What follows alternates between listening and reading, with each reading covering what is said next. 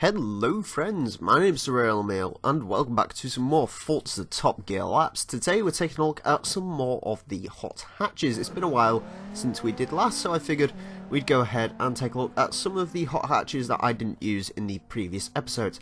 Anyways, we start today with the Audi RS3 Sportback, 335 horsepower, 3,472 pounds. This is the heaviest vehicle here today, it's also the most powerful. Also, it's the only one here today with four-wheel drive, and that kind of means something. The four-wheel drive hot hatches typically seem to do much better than the front-wheel drive hot hatches. We'll get into why later on. So anyways, how does the RS3 Sportback drive? Well, it's basically a Golf R with a little bit more power and a little bit more weight. That's the easiest way to describe this thing. It is much better than the A45 AMG that I drove around recently. Admittedly, not as quick as the A45 AMG, however the gearbox on this is pretty solid. Doesn't have too much in the way of understeer, of course. It's a four-wheel drive car with a relatively short wheelbase, so you are going to find some understeer, but this doesn't have too much of it, which is very nice, especially for a four-wheel drive vehicle. Overall, the RS3 Sportback is a pretty decent drive vehicle, if a little bit forgettable. Again, I would probably go with the Golf R over this. I believe the Golf R is slightly cheaper and it's a little bit better to drive, but still the RS3 Sportback isn't too bad. Next up, we've got a Mazda Speed 3, 263 horsepower, 3,221 pounds of weight. Now, this was a car I was very much interested in. 263 horsepower is actually quite a bit for a hot hatch. That would put it up there with, say, the Volkswagen VXR and so on. So I was kind of interested to see what sort of ballpark the Mazda would go into. Now, while it may have 263 horsepower, it's not all that quick in a straight line. I'm not too sure why. I mean, 3,221 pounds. That means it is the second heaviest vehicle here today. It's the heaviest of all the front-wheel drive cars, so that's something to keep in mind. But yeah, the Mazda Speed 3 just wasn't quite as quick as I was really expecting it to be. Through the corners, it was relatively decent. When you see 263 horsepower, you think this is just going to be an awful understeer machine. But to be honest with you, not a bad vehicle to drive. As far as hot hatches go, this is better than the Astra VXR, which went round a couple of weeks ago. As far as the Focus ST, it's about on par with that. The Focus ST, from what I remember, was a very good car. That went round ages and ages ago, so I haven't really driven it in a while, but the Focus ST was very good, at least to my knowledge. So yeah, the Mazda Speed 3, pretty decent vehicle. It is kind of forgettable as far as hot hatches go. I mean, it doesn't look particularly outrageous, although it does have kind of like a ram air hood, which is pretty cool. But yeah, anyway, there you go. Next up, we've got the Alfa Romeo Giulietta Quadrifoglio. Sure, 231 horsepower, 2,910 pounds of weight.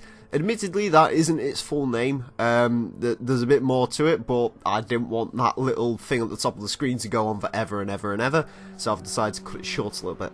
Anyways, the Giulietta, 231 horsepower, means as far as hot hatches go, this is about moderate when it comes to its power. Compared to modern hot hatches, it's about on the lower end, but if we're talking about like mixing the retro hot hatches in, it's about average.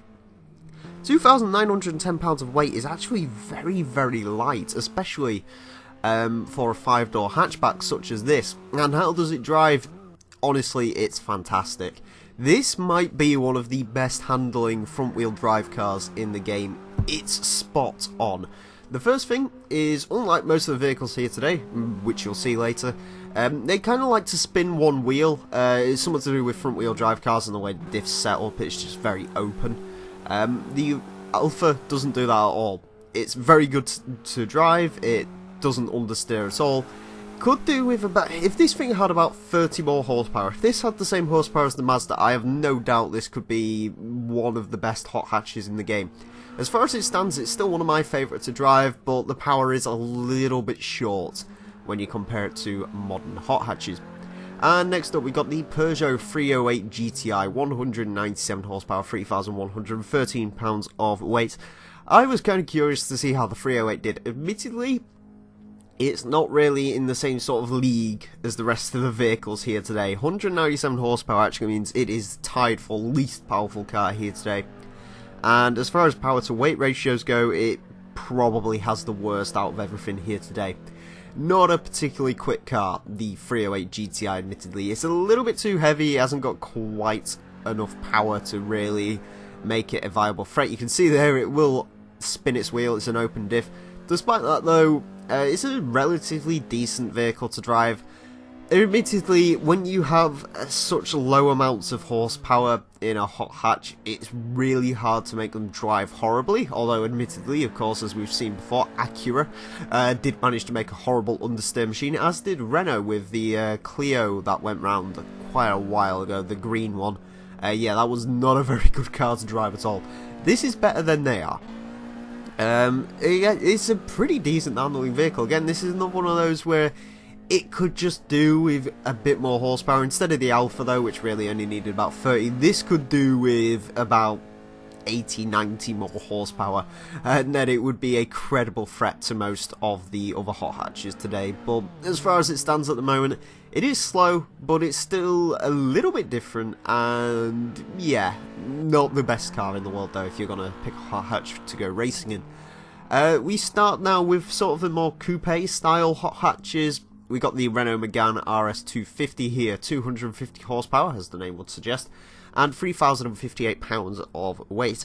This is actually quite a heavy car for what it is. You wouldn't really expect sort of the three-door hot hatches, especially this sort of coupe style one, to weigh that much, but it does. The Megane RS 250, this is a car I often forget about. You know, it's sort of meant to compete with the Focus ST and the Astra VXR. Most people sort of forget about the Megane. Admittedly, whenever people actually test this in real life, they seem to really like it. But for me, it's just a very forgettable hot hatch. I do definitely forget this thing exists. However, to drive, it's pretty decent actually. There's not too much in the way of understeer in this vehicle as far as sort of the more higher powered hot hatches go, especially the modern ones. The Megane's probably one of the better handling ones. Admittedly, in a straight line, it doesn't quite keep up with the Astra VXR and the Focus ST and so on. But it still isn't half bad. I will say this thing has a really, really weird cockpit camera. The wheel is very, very large in this vehicle, and it's kind of disorientating the actual sort of the in-car view. But that's neither here nor there. Overall, Megane, pretty decent vehicle to drive actually. Next up we got a Volkswagen Scirocco R, 261 horsepower, 2,963 pounds of weight. The Scirocco, a car which I still can't make my mind up on whether I like this thing or not. I still think it's a little bit midlife crisis as far as, you know, it's just a Golf with a bit of a coupe body on it. Anyways, the Scirocco to drive. How does it drive? It understeers a lot. This is sort of where the disadvantages of front wheel drive, you will really see them in this vehicle. Also, I apologise, this lap isn't the cleanest. It wasn't the quickest lap I got with this car. It was just the last lap that I did with it, so it's not exactly a clean lap, but there you go. Anyways, the Scirocco, probably the best vehicle in a straight line here today. But through Hammerhead, for example, you have to brake so early because of the huge amounts of understeer. This is where all the front wheel drive cars really lose time, is just through the Hammerhead, because you have to brake kind of early just to get it turned in. Because if you just brake where it would normally brake, sure, you'll get the car stopped, but you just cannot get it turned at all. So you really need to brake early into Hammerhead, and through the follow through as well, they do have a slight disadvantage. The Scirocco, it was probably one of my least favourite vehicles to drive here. I'd much rather take the Alfa or the Renault over this, but it's not terrible, I guess. It's about on par with the Astra VXR as far as the way it drives is concerned. Next up, we have a Hyundai Veloster Turbo, 201 horsepower, 2,767 pounds of weight. The Veloster is a weird looking car. Again, this is number one, I can't quite decide whether I like it or not. I really don't like the idea that it's a 3-door on one side and it's a 5-door on the other. Yeah, that's very, very strange about it. But anyways, on to the stats. 201 horsepower means it is one of the lower powered vehicles here today. In fact, it's almost the lowest of the cars here today. However, as far as weight goes, it is the second lightest vehicle here today. Which is pretty good, and it's the, well, it is actually the lightest sort of proper family hot hatchback, I guess. That isn't a super mini. So yeah, the Veloster. How does the Veloster drive? Well, the Veloster is pretty good. Again, it's got another one. There's a huge amount of understeer through there.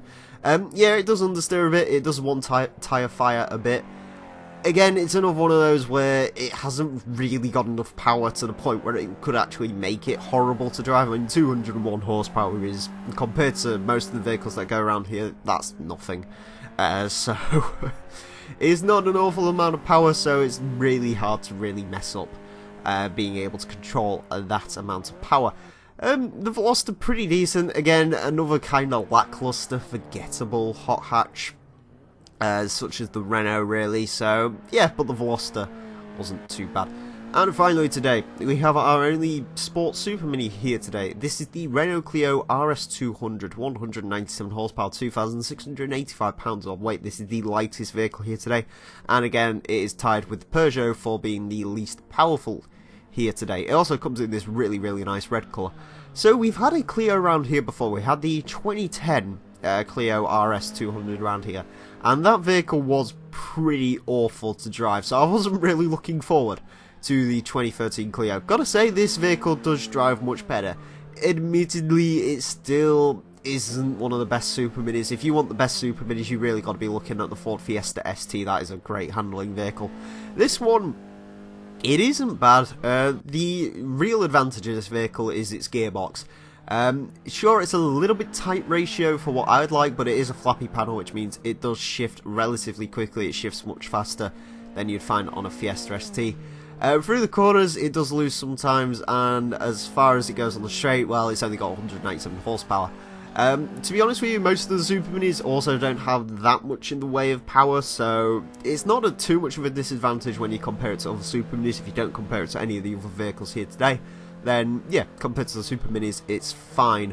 I would still rather take an Bar 500 or a Fiesta ST over the Clio, but nevertheless, the Clio is a decent enough vehicle to drive, and it's not bad at all. Anyways, onto the times, and unsurprisingly, it's the RS3 Sportback that's the quickest vehicle of the day, with a 125.971. That means it's a bit faster than an Impreza, a bit faster than a Golf R and a Focus RS. It's a little bit off the sort of Rally Evos and Imprezas though. Moving down the board, this is where we find most of the vehicles. The Volkswagen Scirocco R goes into 159th with a 127.586. Loses out to a Focus ST fractionally. The Renault Megane goes into 163rd with a 127.860. Loses out to an Astra VXR fractionally. And the Alfa Romeo Giulietta goes into 165th with a 128.119. I have no doubt that could be quicker than any of those vehicles here today with at least 30 more horsepower. The Mazda Speed 3 goes into 171st with a 128.700, which isn't too bad of a time. I mean, it's a bit disappointing when you look at the stats on this thing, but as far as times go, it's not too bad. Beats out a Toyota GT86 and an Alfa Romeo Sprint Zagato. Next up, we have the Renault Clio RS 200 that goes into 183rd with a 129.816. Beats out a Hemi Cuda, a little bit off a Nismo Duke RS, and it's a bit quicker than a Bar 500. And the Hyundai Veloster Turbo goes into 190 with a 130.948. A little bit quicker than the old Renault Clio RS, but it's a much better vehicle to drive. And finally today, the Peugeot 308 goes to 208th with a 133.678. A bit quicker than an old GTR and an old Miata. Yeah, that vehicle just didn't have the power to weight ratio to really shine here on this track. Anyways, friends, that is it for today's episode. I do hope you've enjoyed. As far as next week's theme, I'm not too sure yet. I think it might be rally cars though, so yeah, hopefully you join me for that. Anyways, as always, thank you all very much for watching. If you've got any themes or suggestions for this series that you'd like to leave, then please just leave them down below in the comments and I will read them. Anyways, friends, I want to thank you all very much for watching. My name's been the Real Emile, and until next time, farewell.